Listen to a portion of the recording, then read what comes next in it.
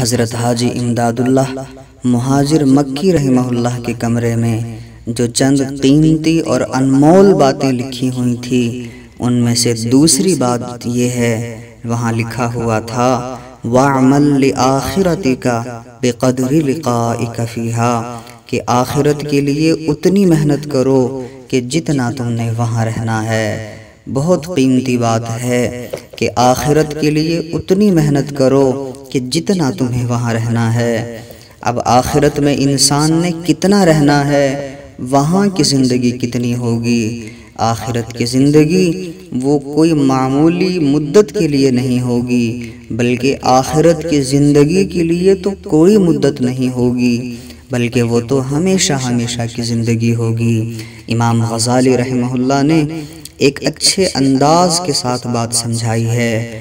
آپ فرماتے ہیں کہ اگر یہ آسمان و زمین کے درمیان جتنا بھی یہ خلا ہے، اس کو رائی کے دانوں سے بھر دیا جائے اور ایک پرندہ 1000 سال کے بعد آئے اور ایک دانہ اٹھا کر چلا جائے، پھر 1000 سال کے بعد دوسرا دانہ اٹھائے، پھر 1000 سال کے بعد تیسرا دانہ اٹھائے، حضرت امام غزالی فرماتے ہیں کہ ایک وقت آئے گا کہ زمین اور آسمان کے درمیان جتنے رائی کے دانے ہوں گے وہ سب ختم ہو جائیں گے، لیکن فرمایا آخرت کی جو زندگی ہے وہ کبھی ختم نہیں ہوگی۔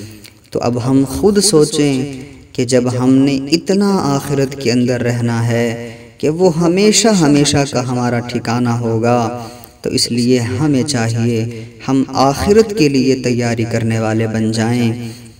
حضور صلی اللہ علیہ وسلم نے فرمایا ہے کہ اہل جنت کو کسی بات پر حسرت نہیں ہوگی سوائے ان لمحات کے جو دنیا میں انہوں نے غفلت کے اندر گزارے ہوں گے۔ وہاں جا کر اس بات کا احساس ہوگا کہ کاش ہم دنیا کی زندگی کو ضائع نہ کرتے، بلکہ یہاں کے لیے تیاریاں کرتے رہتے۔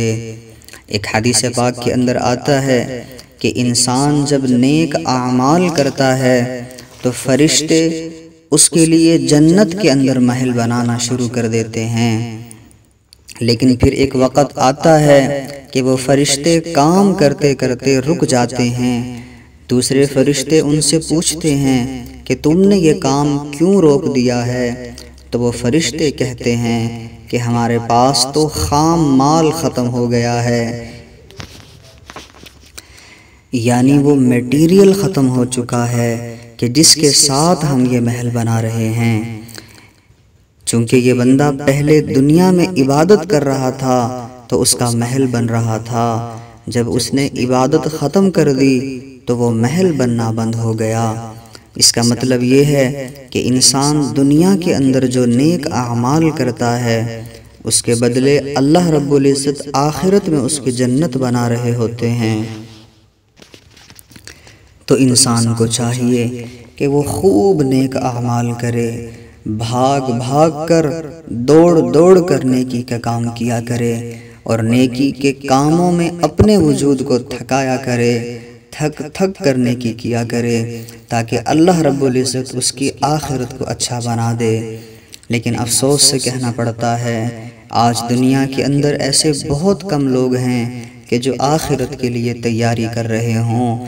دنیا کے لیے تیاری تو سمجھ میں آتی ہے، لیکن لوگوں کو آخرت کی تیاری سمجھ نہیں آتی، اور جو آخرت کی تیاری کرنے والے لوگ ہوتے ہیں دنیا ان کے بارے میں فکر کستی ہے، ان کو بڑی عجیب عجیب باتیں کہتی ہے، اور ان کو کہتی ہے کہ تم نے تو اپنی زندگی تباہ کر دی ہے، تم تو دنیا کو کچھ پا ہی نہیں رہے ہو، تو گویا تم تو اپنے آپ کو برباد کر رہے ہو۔ لیکن جب انسان کی آنکھ بند ہو جائے گی تب انسان کو پتہ لگے گا کہ کون اپنی دنیا کی زندگی کو تباہ کر کے چلا گیا ہے اور کون آخرت کی زندگی کو سنوار کر چلا گیا ہے۔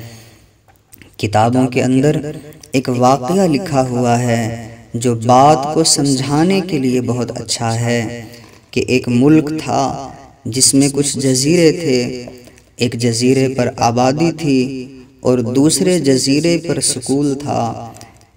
بچوں کو یہاں سے کشتی کے ذریعے ایک جزیرے سے دوسرے جزیرے پر اپنے اسکول میں جانا ہوا کرتا تھا۔ بچوں کا معمول تھا روزانہ کنارے پر آتے، کشتی کے اندر بیٹھتے اور دوسرے جزیرے پر اپنے اسکول چلے جاتے۔ ایک دن اسی طرح بچے اپنے اسکول جا رہے تھے، راستے میں ان کے دل کے اندر شرارت سوجھی کہ آج ہم اس بوڑھے ملاح کا مذاق اڑاتے ہیں۔ تو ان بچوں میں سے ایک بچے نے ملاح سے پوچھا کہ کیا آپ کو ریاضی آتی ہے؟ تو اس بوڑھے ملاح نے کہا نہیں، مجھے تو ریاضی نہیں آتی۔ وہ بچے ہنسنے لگے، اس بوڑھے ملاح کا مذاق اڑاتے ہوئے کہنے لگے پھر تو تم نے اپنی آدھی زندگی تباہ کر دی ہے۔ تھوڑی دیر کے بعد دوسرے بچے نے پوچھا کیا آپ کو فزکس آتی ہے؟ بوڑھے ملاح نے کہا نہیں، مجھے فزکس نہیں آتی۔ وہ بچے پھر شرارت سے ہنسنے لگے، بوڑھے ملاح کا مذاق اڑانے لگے کہ پھر تو تم نے اپنی آدھی زندگی تباہ کر دی۔ تھوڑی دیر کے بعد ایک تیسرے بچے کو شرارت سوجھی، اس نے کہا کیا آپ کو کیمسٹری آتی ہے؟ بوڑھے ملاح نے کہا نہیں، مجھے کیمسٹری نہیں آتی۔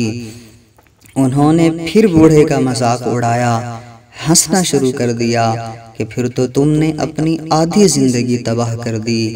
اسی طرح سے وہ بچے بوڑھے ملاح کا مذاق اڑاتے رہے۔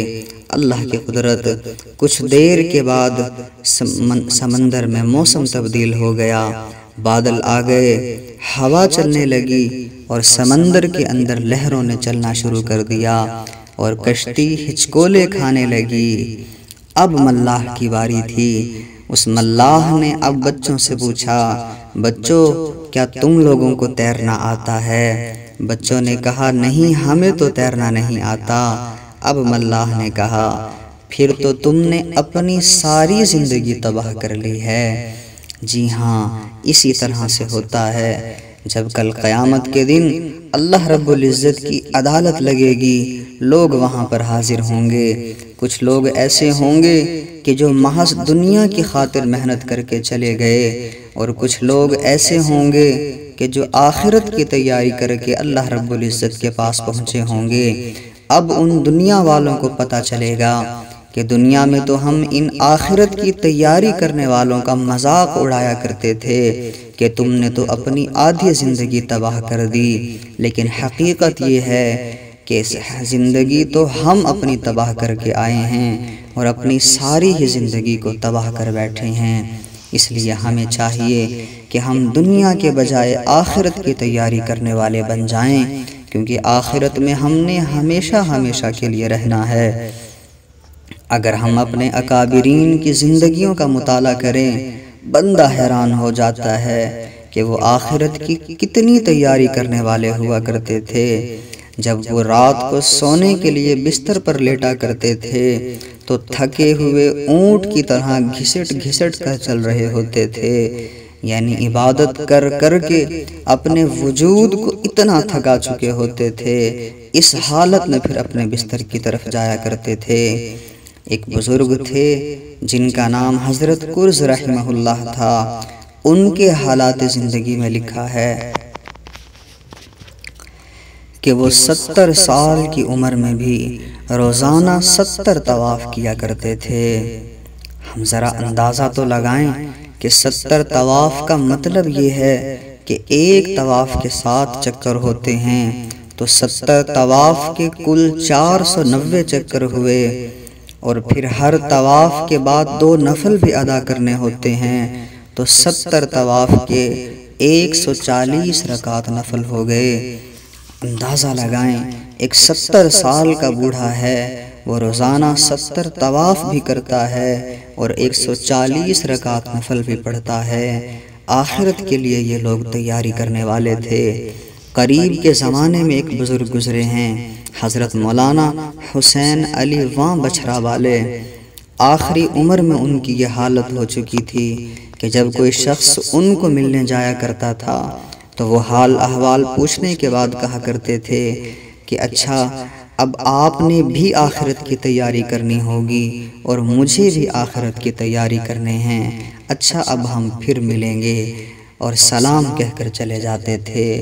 کتنی ان حضرات کو آخرت کی فکر ہوا کرتی تھی۔ ان لوگوں کو یہ حقیقت معلوم تھی کہ دنیا چند روزہ ہے اور آخرت ہمیشہ ہمیشہ کے لیے ہے، اسی لیے وہ لوگ آخرت کے لیے تیاری کرنے والے ہوا کرتے تھے۔ آج ضرورت اس بات کی ہے ہم بھی اس حقیقت کو سمجھ جائیں اور دنیا کے بجائے آخرت کے لیے تیاری کرنے والے بن جائیں، تاکہ اللہ رب العزت ہماری آخرت کی ہمیشہ ہمیشہ کی زندگی کو کامیاب بنا دے۔ وآخر دعوانا ان الحمد للہ رب العالمین۔